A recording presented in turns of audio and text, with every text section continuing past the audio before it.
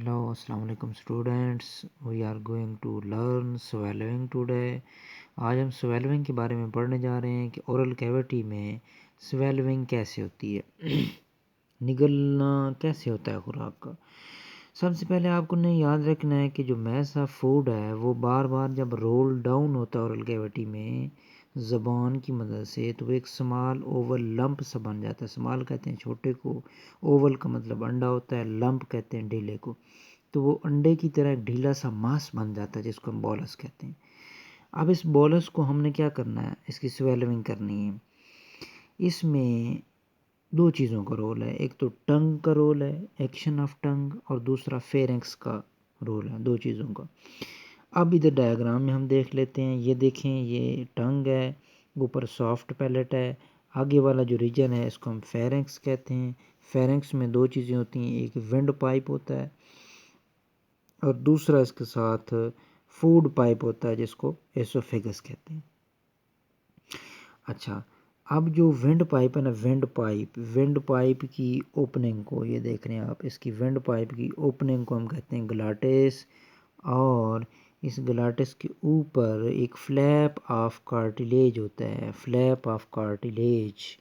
Flap कहते हैं ढक्कन को, कार्टिलेज का बना हुआ ढक्कन होता है, उसको हम कहते हैं एपिग्लाटिस।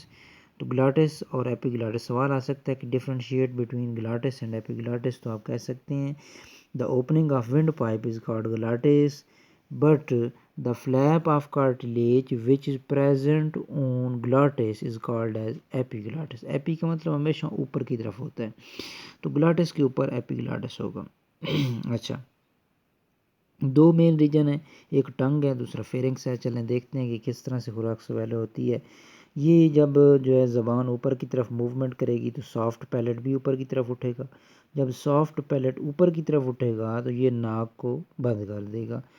अच्छा, नाक बंद हो गया, ये ज़बान ऊपर की तरफ उठी। अब ज़बान ने जब बोलस को पीछे की तरफ धकेलना है, जब ज़बान ने पीछे की तरफ खुराक को धकेलना है तो फिर क्या होगा कि ये जो रिंग मसल्स हैं ना, ये एपिग्लाटिस के साथ जुड़े होते हैं और इनका डायरेक्ट कनेक्शन ज़ुबान के साथ होता है। ये रिंग मसल्स आप देख रहे हैं, ठीक है।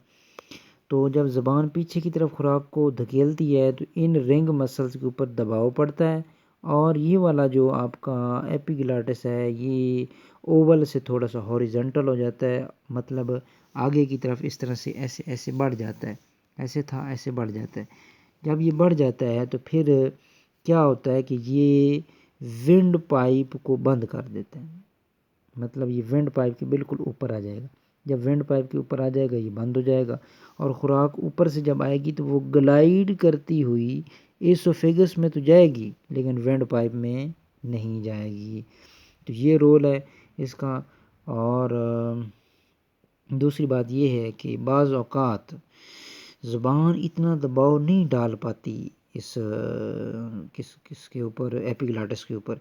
जब वो दबाव नहीं डलता तो फिर क्या होता है कि थोड़ा सा हिस्सा जो है वो विंड पाइप का खुला रह जाता है। जब वो खुला रह जाता है तो आपकी ये थोड़ी सी खुराक जो है ना, ये थोड़ी सी जो खुराक है ये इसके अंदर एंटर हो जाती है विंड पाइप के अंदर, तो उससे फिर आप क्या करते हैं, खांसने लग जाते हैं।